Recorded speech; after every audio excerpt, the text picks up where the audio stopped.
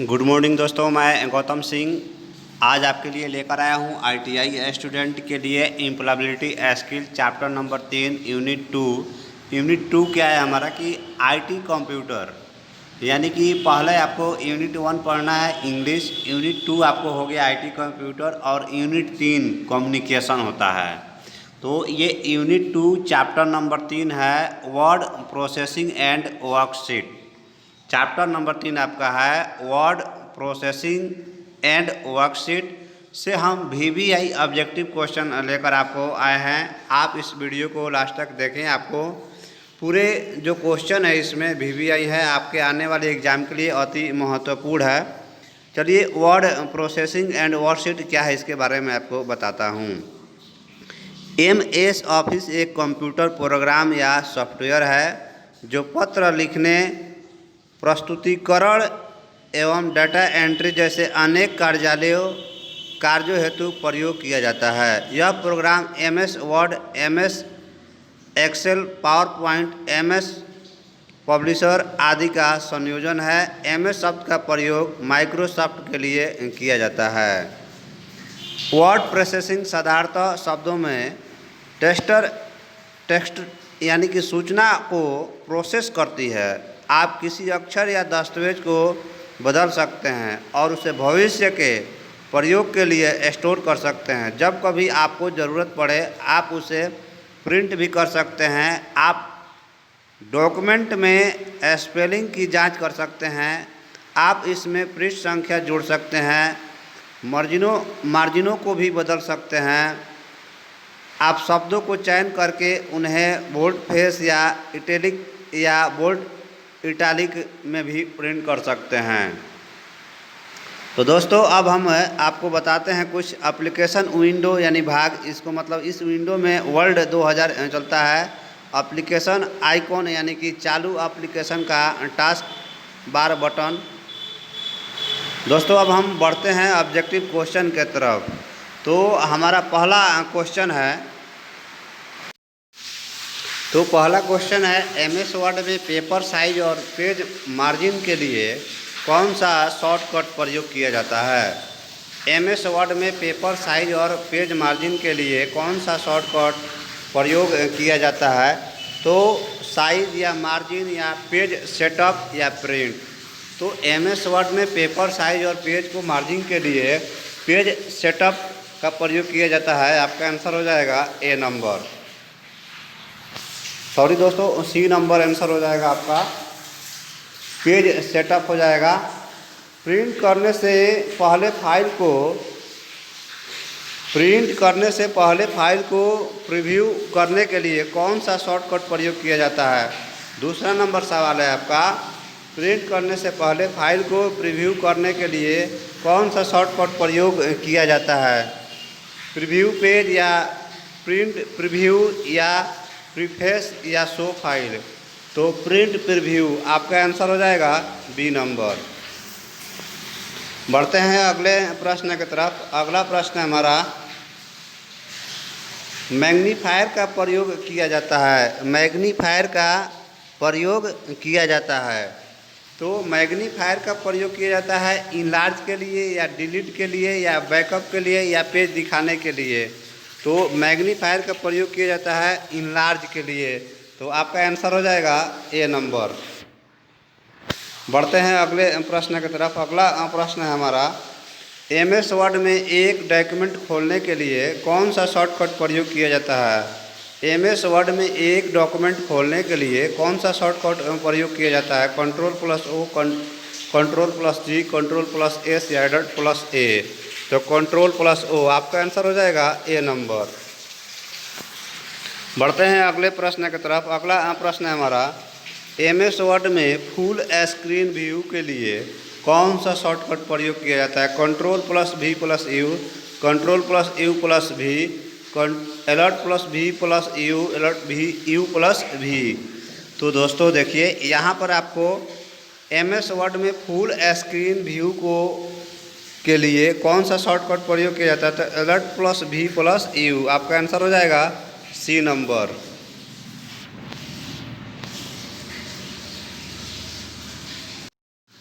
अगला प्रश्न है हमारा, ग्रामर में स्पेलिंग चेक करने के लिए कौन सी शॉर्टकट की प्रयोग की जाती है। ग्रामर में स्पेलिंग चेक करने के लिए कौन सी शॉर्टकट प्रयोग की जाती है। F3, F9, F1 या F7। तो दोस्तों आपको हम बता दें कि ग्रामर में स्पेलिंग चेक करने के लिए F7 जो है शॉर्टकट प्रयोग किया जाता है। आपका आंसर हो जाएगा डी नंबर। बढ़ते हैं अगले प्रश्न की तरफ। अगला प्रश्न है हमारा, डॉक्यूमेंट में पैराग्राफ के जस्टिफाई अलाइनमेंट के लिए कौन सा शॉर्टकट प्रयोग किया जाता है। डॉक्यूमेंट में पैराग्राफ के जस्टिफाई अलाइनमेंट के लिए कौन सा शॉर्टकट प्रयोग किया जाता है। Ctrl+J, Ctrl+E, Ctrl+L या Ctrl+R। तो डॉक्यूमेंट में पैराग्राफ के जस्टिफाई अलाइनमेंट करने के लिए Ctrl+J का प्रयोग किया जाता है। आपका आंसर हो जाएगा ए नंबर। बढ़ते हैं अगले प्रश्न की तरफ। अगला प्रश्न है हमारा, MS वर्ड में नया डॉक्यूमेंट शुरू करने के लिए कौन सी शॉर्टकट की होती है। MS वर्ड में नया डॉक्यूमेंट शुरू करने के लिए कौन सी शॉर्टकट होती है। तो दोस्तों आपको बता दें कि फाइल बड़ा है ओपन से ओपन बड़ा न्यू या फाइल बड़ा न्यू। तो आपका आंसर हो जाएगा सी नंबर।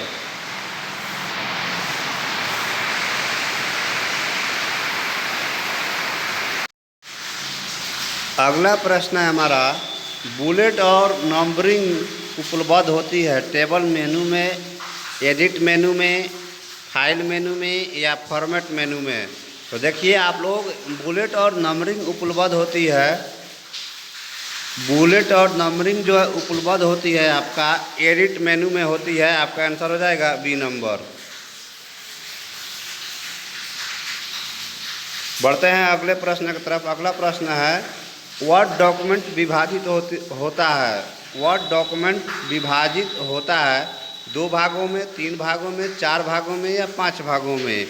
तो वर्ड डॉक्यूमेंट विभाजित होता है आपको 2 भागों में। तो आपका आंसर हो जाएगा ए नंबर। बढ़ते हैं अगले प्रश्न की तरफ। अगला प्रश्न है हमारा, रिजर्व अंडू कमांड है, अंडो या रेडो या रिप्लेस या रीराइट। तो आपको हम बता दें कि आपका आंसर हो जाएगा रिजर्व अंडू कमांड है रेडो का। आपका आंसर हो जाएगा बी नंबर। बढ़ते हैं अगले प्रश्न की तरफ। अगला प्रश्न है हमारा, नई फाइल बनाने के लिए क्या करते हैं आप। Ctrl+S या Ctrl+E या F3 या Ctrl+N। तो नई फाइल बनाने के लिए Ctrl+N। तो आपका आंसर हो जाएगा डी नंबर। बढ़ते हैं अगले प्रश्न की तरफ। अगला प्रश्न है हमारा, सेंटर अलाइन के लिए शॉर्टकट की होती है। तो सेंटर अलाइन के लिए शॉर्टकट जो है Ctrl+A की Ctrl+G या Ctrl+E या Ctrl+S। तो दोस्तों आपको हम बता दें कि सेंट्रल अलाइन के लिए शॉर्टकट जो होती है आपको Ctrl+E होती है अलाइन। आपका आंसर हो जाएगा सी नंबर। बढ़ते हैं अगले प्रश्न की तरफ। अगला प्रश्न है, टेक्स्ट का लेफ्ट अलाइन करने के लिए शॉर्टकट की होती है। टेक्स्ट को लेफ्ट अलाइन करने के लिए क्या होती है Ctrl+E, Ctrl+L, Ctrl+O या Ctrl+R। तो आपको हम बता दें कि टेक्स्ट को लेफ्ट अलाइन करने के लिए Ctrl+L होता है। आपका आंसर हो जाएगा बी नंबर। बढ़ते हैं अगले प्रश्न की तरफ। अगला प्रश्न है हमारा, MS एक्सेल में वर्क बुक में अधिकतम संख्या होती है। तो MS एक्सेल में वर्क बुक में अधिकतम संख्या होती है 256। ये आप जानते भी होंगे। आपका आंसर हो जाएगा ए नंबर। बढ़ते हैं अगले प्रश्न की तरफ। अगला प्रश्न है, MS एक्सेल में बराबर नहीं के लिए चिन्ह होता है।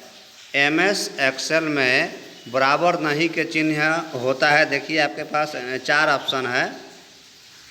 तो आपको बता दें, देखिए जो बी नंबर आपका है ये आपका MS एक्सेल में बराबर नहीं होता है। इस तरह से चिन्ह है। आपका आंसर हो जाएगा बी नंबर। बढ़ते हैं अगले प्रश्न की तरफ। अगला प्रश्न है हमारा, MS एक्सेल में मेनू बार के नीचे होता है। आपको बताना है MS एक्सेल में मेनू बार के नीचे होता है एड्रेस के बार, टूल बार या टाइटल बार या इनमें से कोई नहीं। तो MS एक्सेल में मेनू बार टाइटल बार के नीचे होता है। आपका आंसर हो जाएगा C नंबर। बढ़ते हैं अगले प्रश्न की तरफ। अगला प्रश्न है, वर्कशीट पर क्लिक करके खोली जा सकती है। Open button, start button, A और B दोनों इनमें से कोई नहीं। तो वर्कशीट ओपन बटन पर क्लिक करके खोली जा सकती है। तो आपका आंसर हो जाएगा A नंबर। बढ़ते हैं अगले प्रश्न की तरफ। अगला प्रश्न है, पेस्ट कमांड की शॉर्टकट की कौन सी है? पेस्ट कमांड की शॉर्टकट की कौन सी है? Ctrl+C, Ctrl+V, Ctrl+A या Ctrl+X? तो आपका आंसर हो जाएगा Ctrl+V। आपका आंसर हो गया B नंबर। बढ़ते हैं अगले प्रश्न की तरफ। अगला प्रश्न है हमारा, MS वर्ड में निम्न में से किसको टाइप करने पर किसी शब्द का समानार्थी प्राप्त होता है? MS वर्ड में निम्न में किसको टाइप करने पर किसी शब्द का समानार्थी प्राप्त होता है? थीसॉरस या सेल चेक या हाइपरलिंक या स्टाइल? तो दोस्तों आपको हम बता दें कि MS वर्ड में निम्न में किसको टाइप करने पर किसी शब्द का समानार्थी प्राप्त होता है? तो थीसॉरस, यानी कि आपका आंसर हो जाएगा A नंबर। बढ़ते हैं अगले प्रश्न की तरफ। अगला प्रश्न है, MS एक्सेल के किसी सेल में फार्मूले को डालने के लिए हमें एंट्री शुरुआत निम्न में से किस ऑपरेटर से करनी आवश्यक है? बराबर, @ और #। तो MS एक्सेल के किसी सेल में फार्मूले को डालने के लिए हमें एंट्री शुरुआत जो करना होता है वो हमको बराबर से होता है। तो आपका आंसर हो जाएगा A नंबर।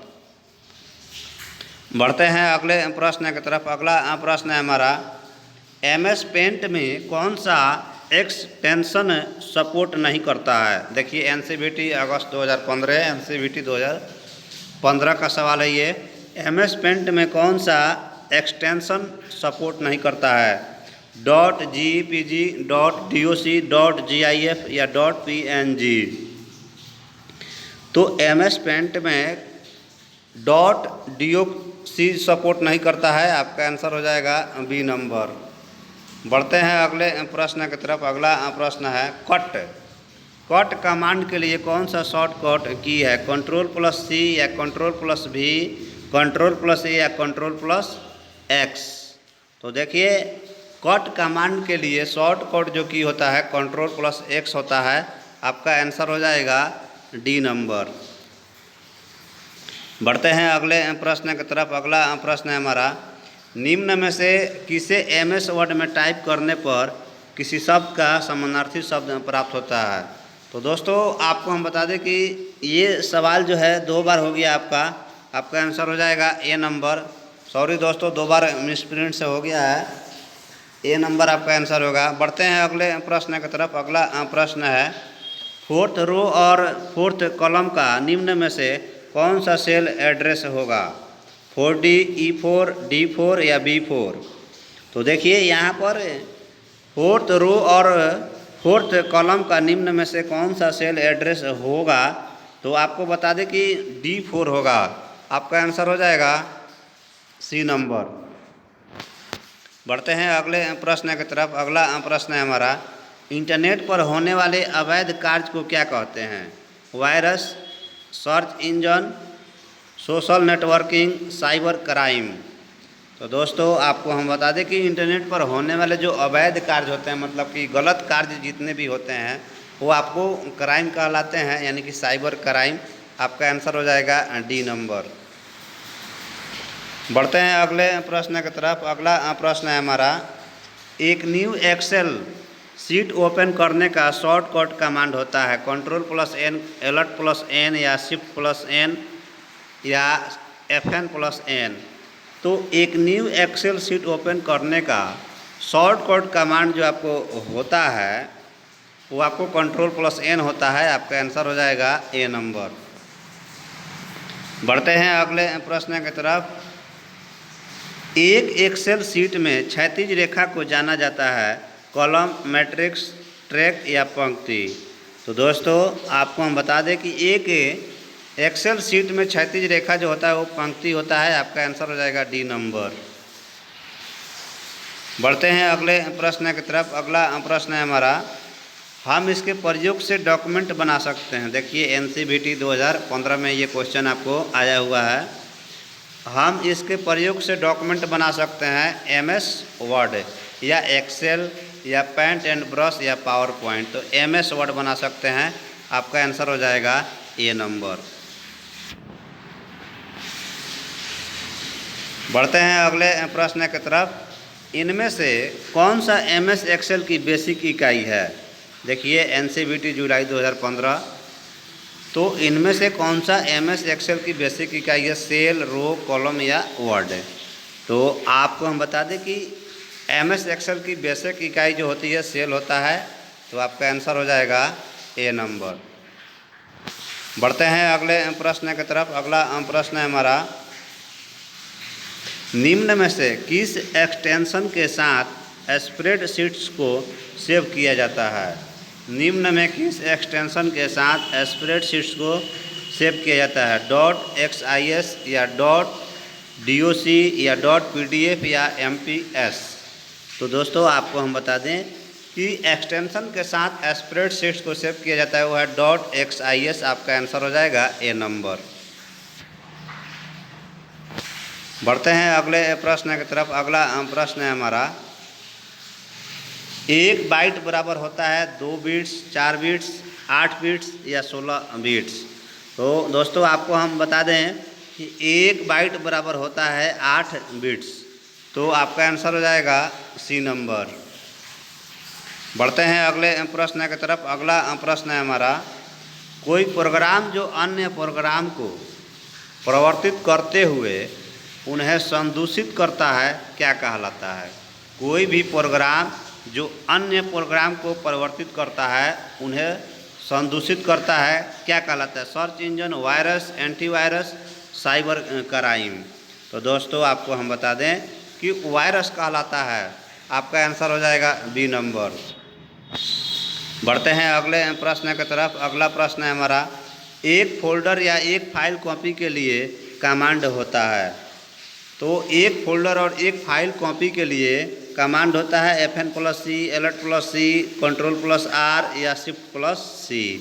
तो देखिए दोस्तों, एक फोल्डर एक फाइल कॉपी करने के लिए कमांड जो होता है आपको Ctrl+R होता है, आपका आंसर हो जाएगा सी नंबर। बढ़ते हैं अगले प्रश्न की तरफ। अगला प्रश्न है हमारा, एक वर्ड डॉक्यूमेंट प्रिंट करने के लिए शॉर्टकट कमांड होता है print screen, Ctrl+P, Shift+P, Alt+P। तो एक वर्ड डॉक्यूमेंट प्रिंट करने के लिए शॉर्टकट कमांड जो होता है Ctrl+P होता है, आपका आंसर हो जाएगा बी नंबर। बढ़ते हैं अगले प्रश्न की तरफ। अगला प्रश्न है हमारा, 6th रो और 6th कॉलम का निम्न में से कौन सा सेल एड्रेस होगा? तो देखिए बहुत ही सिंपल है, D6 होगा। इसके पहले भी आपको बताया था कि 4th रो और 4th कॉलम, तब D4 था, और ये आपका 6th रो और 6th कॉलम है, यानी कि D6 होगा, आपका आंसर हो जाएगा सी नंबर। बढ़ते हैं अगले प्रश्न की तरफ। अगला प्रश्न है हमारा, एक एक्सेल शीट में लंबवत रेखा को जाना जाता है पंक्ति, मैट्रिक्स, कॉलम या पिलर्स। तो देखिए आपको हम बता दें कि एक एक्सेल शीट में लंबवत रेखा को कॉलम माना जाता है और क्षैतिज रेखा रहेगा तो पंक्ति माना जाता है। आ रही समझ में आप लोगों को दोस्तों? जैसे देखिए, एक एक्सेल शीट में लंबवत होता है तो कॉलम माना जाता है और क्षैतिज होता है तो पंक्ति माना जाता है। तो यहाँ पे लंबवत है तो आपका आंसर हो जाएगा बी नंबर। दोस्तों आपने अभी तक हमारे चैनल को सब्सक्राइब नहीं किया है तो चैनल को सब्सक्राइब कर लें। दोस्तों अगर हमारा वीडियो आपको अच्छा लगा है तो वीडियो को लाइक करें और चैनल को सब्सक्राइब नहीं किए हैं तो चैनल को सब्सक्राइब करें। हमारा अगला वीडियो होगा chapter number 4 computer networking and internet. अगला चैप्टर है कंप्यूटर नेटवर्किंग एंड इंटरनेट। दोस्तों आप यहाँ पे देख रहे हैं कि चैप्टर नंबर 4 है, यूनिट नंबर 2 है। तो यूनिट 2 का मतलब है आपको कि यूनिट 3 पढ़ना होता है इम्प्लॉयबिलिटी स्किल में, तो ये आपका यूनिट नंबर 2 है। तो आपको कंप्यूटर नेटवर्किंग एंड इंटरनेट बताएंगे, जिसमें से आपको VBI ऑब्जेक्टिव क्वेश्चन आपको हम बताने वाले हैं। तो चैनल को सब्सक्राइब नहीं किए हैं तो चैनल को सब्सक्राइब ज़रूर कर लें दोस्तों, और आप अपने दोस्तों के पास शेयर ज़रूर करें। थैंक यू दोस्तों, राधे राधे।